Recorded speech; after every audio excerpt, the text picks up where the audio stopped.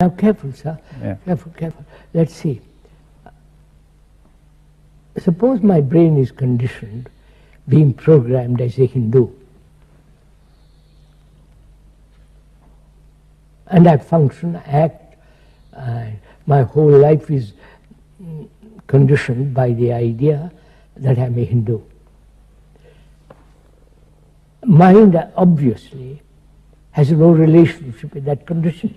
Now, when you're using the word mind, it means it's not my mind, or Oh, mind. you're It's not discussing my mind universally or generally. Yeah. It's not my brain either. No, but there's a particular brain, this brain or that brain, and now, but will you say there's a particular mind? No. No, Mind. you see, that's an important difference. Yeah. You're saying mind is really universal. Mind is universal. If you can use that word. Yes, or unlimited, or Yes. undivided. It's not polluted by thought. But see, I think for most people, at least there will be a difficulty saying, how do we know anything about this mind? I only know my mind is the first feeling, right? You cannot call it your mind. You only have your brain, which is conditioned. You can't say it's my mind. Yes. Well, whatever is going on inside, I feel is mine. It's very different from what's going on inside somebody else. No, I question whether it's... At least that seems different at Yes, first sight. I question whether it is different. What's going on inside me as a human being and you as another human being. We both go through all kinds of problems, suffering, fear, anxiety, loneliness, and so on and so on. Yeah. We have our dogmas, beliefs, superstitions, and everybody has these. Well, we'll say it's all very similar, but still it seems each one of us is isolated from the other. By thought. By thought is created that I am different from you. Yes. Because my body is different from you, my face is different from you. So we carry that same, we extend that same thing into psychological area. Yes, we've discussed that. But now, if we say, all right, that division is an illusion, perhaps, now then...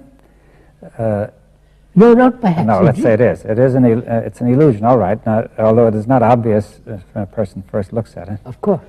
Now then, and we say mind, not only, in reality, even brain is not divided, because we're saying that we're all not only basically similar, but really connected, right? And then we say beyond all that is mind, which has no division at all. It is unconditioned. Yes, which would almost seem to imply then that insofar as a person feels he is a separate being, he has very little contact with mind, right? Absolutely, quite right. That's Where you what say has no mind. That's why it's very important to understand. Not the mind, but my conditioning. Mm-hmm. Then whether that my conditioning, the human conditioning, can ever be dissolved. That's the real issue. Yes. I think that, I mean, still the mind, we won't call it the mind, but a human being considers always what is the meaning. See, I think we want to understand the meaning of what is being said. You see, that we have a mind that is universal, that is in some kind of space, you say. Or is it its own space? It is not in me or in my brain. But it has a space. It lives in space. It lives in a space. Right? And silence. And silence. But it's the space of the mind, right? It's not a space like this space. No, no. And that's why we said space is not invented by thought. Yes. Now, is it possible then to perceive this space when the mind is silent? Or to be in contact with it? Not perceive. And when the brain is. Let's see. You're asking a question whether the mind can be perceived by the brain. Or at least somehow be aware, an awareness or a yes, sense. Yes. And we are saying yes, through meditation. You may not like to use that word. Well, I don't mind. I think it is possible to bring about, she said that's a difficulty. when we use the word meditation, it's generally understood there is always a meditator meditating. Meditation is really an unconscious process. It's not a conscious process. Well, and how are you able to say that meditation takes place then if it's unconscious? It is taking place when the brain is quiet. Well, you mean by consciousness all the movement of thought? Yes, movement of thought. With feeling, desire, yes, will, and all that goes with it, right? But there's a kind of awareness still, isn't there? Oh, yes. Yes. See, it depends what you call awareness. Yes. Awareness of what? I don't, possibly awareness of something deeper, I don't know.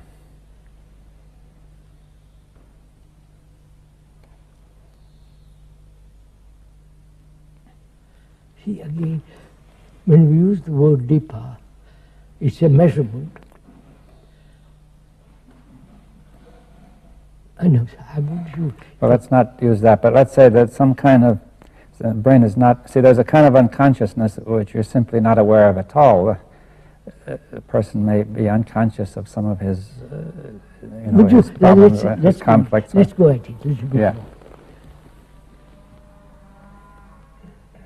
If I do something consciously, it's the activity of thought.